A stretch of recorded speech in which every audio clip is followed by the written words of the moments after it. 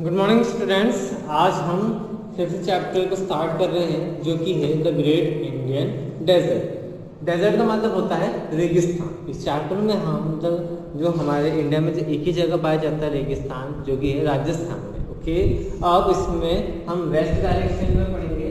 तो अगर हम बेसिकली ऐसे डायरेक्शन देते हैं तो बेसिकली नॉर्थ इस तरफ होता है, नॉर्थ ऊपर होता है, साउथ इसको बोलते हैं, ईस्ट इसको बोलते हैं और वेस्ट इस साइड को बोलते हैं। ओके, तो हमारे वेस्ट ऑफ इंडिया में हमारा जो ग्रेट इंडियन डेजर्ट लाई करता है कौन से स्टेट में? Rajasthan, Gujarat, some parts of Punjab and Haryana. Okay, the Indian desert, जिसको कि हम थार डेजर्ट्स के नाम से भी जानते हैं, वो लार्ज एरिया राजस्थान का कवर करता है, जिसकी वजह से राजस्थान को डेजर्ट स्टेट ऑफ इंडिया भी बोला जाता है। The Thar Desert mainly lies in the state of Rajasthan. It also spreads to northern part of Gujarat, जो कि आपने कभी सुना हो रण ऑफ कच्छ, है ना, कच्छ वाला पोर्शन है वहां पर। उसके साथ साथ पंजाब और हरियाणा इन जगहों पर भी लाई करता है। जैसे कि to the south of the Thar lie the short marsh of the Rann of Kutch and towards the east of Aravalli hills. जैसे रण ऑफ कच्छ एक जगह का नाम है, सिचुएटेड है, जो कि गुजरात और राजस्थान में सिचुएटेड करती है, वहां पर थार डेजर्ट पाया जाता है। ओके, अब डेजर्ट पड़ा है तो आपने रेगिस्तान, अगर आपने पिक्चर्स में मूवीज में देखा ही होगा, रेगिस्तान रहता है, रेत के टीले बने हुए होते हैं, उसे ही जहाँ पर बहुत ज़्यादा सूखा रहता है वहाँ बारिश कम होती है, गर्मी बहुत ज़्यादा होती है। ओके, सूखी रेत होती है। ओके, और कोई कुछ जगह पर रेत नहीं होती तो वहाँ पे जो लैंड्स होते हैं वो काफ़ी बंजर रहते हैं, सूखे हुए रहते हैं। ओके, पर फिर भी एक ज़्यादा से ज़्यादा पार्ट जो होता है रेगिस्तान का वो सैंड ड्यून से घिरा हुआ होता है ना, ये रेत के टीले होते हैं। ओके, सैंड ड्यून्स को हम रेत के टीले बोलते हैं। ओके, इनसे ही ज़्यादातर घिरा हुआ है। सैंड ड्यून्स बेसिकली क्या होता है, छोटे छोटे हिल्स होते हैं, दिख रहा है, छोटे छोटे हिल्स रेत के, छोटे छोटे रेत के हिल्स रहते हैं, पर ये हमेशा नहीं रहता है। हवा अगर वहाँ पे हवा चलती है तो ये रेत के टीले एक जगह से दूसरी जगह ट्रांसफर, मतलब क्योंकि सिंस ये जो टीले बने हुए, सैंडल्स बनी हुई रेत की बनी है, रेत जो हवा है वो रेत को उड़ा के ले जाएगी, कहीं और जगह इकट्ठी हो जाएगी, तभी सैंडल्स कहीं एक दूसरी जगह से दूसरी जगह बनते रहते हैं। ओके, तो इसका मतलब ये होता है कि वहाँ पर अच्छी तेज तूफान आता है, सैंड स्टॉर्म बोलते हैं हम उसको। जब ये तूफान आता है तो सैंड ड्यून्स एक जगह फॉर्म होते रहते हैं, एक जगह फिक्स नहीं हो सकते। तो जो सैंड ड्यून्स से तुम रेगिस्तान में आप बहुत आसानी से घूम सकते हो, कोई भी आप निशानी अगर बनाते हो तो सैंड ड्यून्स आने की वजह से, यानी कि सैंड स्टॉर्म आने की वजह से, रेतीले तूफान आने की वजह से सैंड ड्यून्स का एक जगह दूसरे का ट्रांसफर होती रहती है, एक जगह दूसरे का चेंज होते रहते हैं, जिसकी वजह से आप रेगिस्तान में बहुत आसानी से खो सकते हो। आपकी कोई भी निशानी एक जगह, मतलब उसको सैंड ड्यून्स जो सैंड्स होती हैं वो कवर कर लेंगी, एज ए रिजल्ट वहाँ पे आप खो सकते हो। सैंड ड्यून्स आप देख चुके हो कैसे होती हैं इमेजेस में। इसके साथ साथ जब तेज हवाएं चलती हैं तो सैंड ड्यून्स जो रेत के जो टीले बने हुए होते हैं वो फ्रिक्वेंटली चेंजेस होते रहते हैं, किसकी वजह से? सैंड स्टॉर्म की वजह से। ओके, अब इसके साथ साथ अब हम ये पढ़ेंगे कि वहाँ का क्लाइमेट क्या होता है ना, डेजर्ट में जो लाइफ है ना, वहाँ के पीपल्स का रहन सहन कैसा होता है, वहाँ पे घर कैसे बने हुए हैं, इनके बारे में डिस्कस करेंगे। ओके, तो सबसे पहले आता है वहाँ का क्लाइमेट। ओके, क्लाइमेट डेजर्ट का या फिर राजस्थान साइड का डेजर्ट एरिया का बहुत ही ज़्यादा हार्श है, बहुत ज़्यादा गर्मी होती है दिन के टाइम और बहुत ज़्यादा ठंड होती है रात के टाइम। अब दिन के टाइम क्या होता है कि रेत जो होती है, रेत पे सनलाइट्स पड़ती है तो रेत बहुत जल्दी गर्म हो जाती है, गर्म होती है तो वहाँ की हवाएं भी गर्म कर देती है, एज ए रिजल्ट वहाँ पे दिन के समय गर्मी बहुत होती है। ठीक वैसे ही रात के समय रेत ठंडी पड़ जाती है। ओके, अगर ठंडी पड़ जाती है रेत तो वो वहाँ रेत है ना, जो बालू रेत है उसको ठंडी पड़ जाती है तो वहाँ की हवाएं भी ठंडी हो जाती है, रात को बहुत ज़्यादा ठंड हो जाती है। ओके, तो वहाँ पे दोनों टाइप के टेम्परेचर दी जाते हैं, दिन में बहुत ज़्यादा गर्मी, रात को बहुत ज़्यादा ठंड। ओके, अब वहाँ के जो पीपल्स हैं बेसिकली वो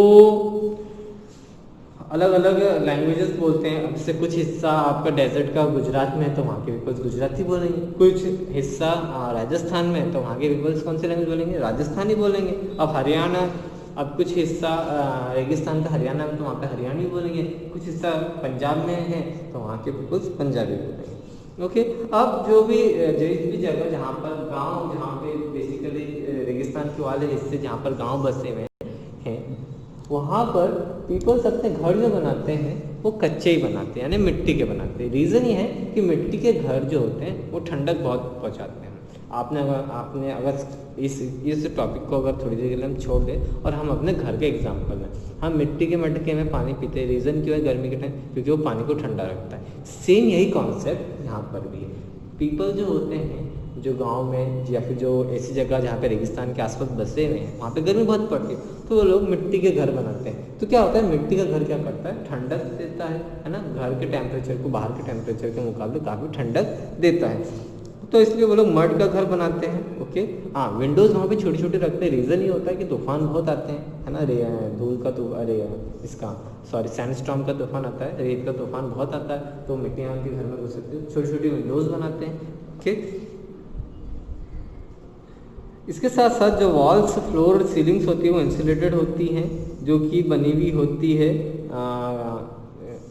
इससे। जो वॉल्स बनी हुई होती है वो जो गोबर का थेपले होते हैं उससे बनी हुई रहती है। कंडे जिसको बोलते हैं आप लोग, उससे बनी हुई होती है। उनके रूफ्स में जो घास होती है, सूखी हुई घास, उससे वो लोग रूफ बनाते हैं। ओके, इन सब चीज़ों से वो लोग रूफ बनाते हैं। और साथ ही साथ यहाँ पर ज़्यादातर जो बहुत से हाउस जैसा कि इमेजेस में दिख रहे हैं, तो यहाँ पे इनकी जो रूफ होती है फ्लैट होती है। इसमें वो वाला अर्थ नहीं है जो स्ट्रॉ वाला, जिसमें कच्ची घास, सूखी हुई घास से रूफ देते हैं, तो वो स्लोप ट्री वाली रहती है। पर लेकिन यहाँ पर आपने जो इमेज देखी, यहाँ पर आपने देखा होगा कि इनकी जो रूफ है फ्लैट है, बिल्कुल फ्लैट है। जैसे कि वहाँ बारिश नहीं होती, बारिश होती तो बहुत कम होती है। ओके, तो इस वजह से वो लोग फ्लैट रूफ ही रखते हैं। ओके, अब एक क्लस्टर ऑफ हाउस, जैसे बहुत सारे घर बने हुए हैं, इस क्लस्टर ऑफ हाउस को वहाँ पर लोग धामी के नाम से जाना जाता है। ओके, अब many peoples in Rajasthan have developed into cities where people are engaged in various occupation other than agriculture and cattle rearing. In the cities, people mostly live in a multi-storied buildings. Long water pipeline supplies water to the cities. अब since वहाँ में बारिश नहीं होती है, बहुत मतलब पानी की कमी है। हालांकि वहाँ की सरकार ने बहुत अच्छा काम करा है और सिटीज़ में तो काफ़ी सारी अच्छी फैसिलिटीज़ दे दी है, अच्छी सी मल्टी स्टोरेड बिल्डिंग बन गई है और पानी की फैसिलिटीज़ भी वहाँ प्रोवाइड कर दी है। अदर स्टेट से पानी लेके वहाँ पे कैनाल्स बना के वाटर स्टोरेज करके वो लोग सिटीज़ में पाइपलाइंस के थ्रू पानी सप्लाई करते हैं। अब जो हम नेक्स्ट टॉपिक पढ़ेंगे, वहाँ के जो विलेजर्स होते हैं या जो पीपल्स जो कि रेगिस्तान में एक जगह से दूसरी जगह ट्रैवल करते हैं। ओके, जिसको कि हम नॉर्मल लैंग्वेज में बंजारास बोलते हैं। ओके, बंजारास कुछ इस टाइप का उनका रहन सहन होता है, आपने भी देखे होंगे आपके विलेज साइड में। ओके, इनको इंग्लिश में नोमैड्स बोलते हैं। ऐसे पीपल्स, नोमैड्स या बंजारास, ऐसे पीपल होते हैं जो एक जगह से दूसरी जगह ट्रैवल करते हैं। इनका कोई परमानेंट घर नहीं होता है। ओके, ये अपने टेंट जहाँ भी लगाते हैं वहाँ पे एक जगह से दूसरी जगह ट्रैवल करते हैं, वहाँ पे टेंट लगाते हैं, अपने साथ खाने पीने का सामान लेके चलते हैं, अपने साथ भेड़ बकरी ऊँट लेके चलते हैं। ये इस टाइप की कम्युनिटी होती है, इनको हम बंजारास या फिर नोमैड्स बोलते हैं। इनका खुद का अपना घर नहीं होता है, ये एक जगह से दूसरी जगह ट्रैवल करते हैं। इनके जो इनके क्लोथ्स होते हैं काफ़ी कलरफुल होते हैं। ओके, खासकर इनके इसमें कांच वर्क वाला जो कपड़ा होता है ज़्यादा चलता है। इनके इसमें जो इन कपड़ों में कांच का वर्क ज़्यादा होता है। ओके, और जो मैन होते हैं वो टर्बन्स पहनते हैं। ओके, यानी पगड़ी पहनते हैं। ओके, और एक जगह से दूसरी जगह ट्रैवल करते हैं। इनके साथ भेड़ बकरी और इनके ऊँट भी होते हैं। ओके,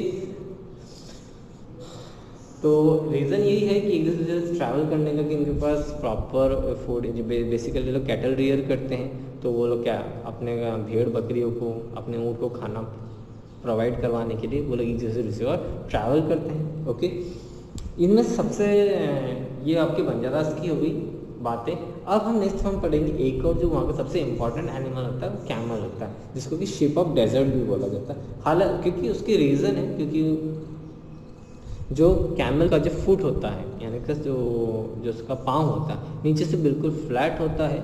ओके, जो कि रेत में चलने के लिए काफ़ी उसे हेल्पफुल करता है, इसलिए इसको शिप ऑफ डेजर्ट बोलते हैं, क्योंकि वो बहुत तेज़ी से चल सकता है, भाग सकता है, दौड़ सकता है ना। इसके साथ साथ शिप ऑफ डेजर्ट इसलिए बोला जाता है, कैमल अपने अंदर महीने भर का खाना एज वेल एज पानी स्टोर करके रख सकता है।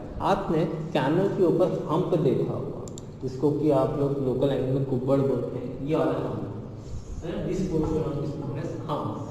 तो बेसिकली हेल्प करता है कैमल को अपना खाना स्टोर करने के लिए महीने भर तक का खाना वो खाना as well as water store करके रख सकता है। ओके, इसके साथ साथ डेजर्ट में वो बहुत जल्दी चल देता है। ओके, क्योंकि उसके जो फीट है फ्लैट है और काफ़ी चौड़े हैं, जो कि उसको हेल्प करते हैं डेजर्ट में ट्रैवल करने के लिए, बहुत इजीली कर सकता है। इसके साथ साथ ये दो क्वालिटी होगी कैमल की। इसके साथ साथ वो लोड्स भी कैरी कर सकता है। ओके, वजन कैरी कर सकता है, लाइक जैसे बहुत सारा वजन कैरी कर सकता है। इसके साथ साथ वो कार्ट, जैसे कार्ट होती है, गाड़ी होती है, हमारे यहाँ बैल के अंदर ऐसी गाड़ी लगाते हैं, उसको बैलगाड़ी बोलते हैं, ऊँट के अंदर ऐसी गाड़ी लगा देते हैं, तो कार्ट्स पुल कर सकता है। ये सबसे ज़्यादा यूज़ इसका टूरिज्म के टाइम में होता है, जब पीपल्स यहाँ से रेगिस्तान ट्रैवल करते हैं तो ऊँट की सवारी में ट्रैवल करते हैं, तो ये ट्रैवलिंग के लिए काफ़ी है। तो साथ साथ प्लाविंग फील्ड यानी कि खेत जोतने में भी हेल्प करता है। हमारे यहाँ बैल है, ट्रैक्टर्स हैं, उनके यहाँ कैमल्स है, तो कैमल्स हेल्प करते हैं उनको प्लाइंग करने के लिए। इसके साथ साथ वहाँ के जो लोकल पीपल्स हैं वो कैमल का मिल्क भी ड्रिंक करते हैं, उसको भी यूज़ करते हैं। तो जो पीपल डेजर्ट्स में होते हैं, कैमल्स उनके लिए काफ़ी हेल्पफुल होता है, इसीलिए इसको शिप ऑफ डेजर्ट का नाम दिया गया है। Okay, thank you.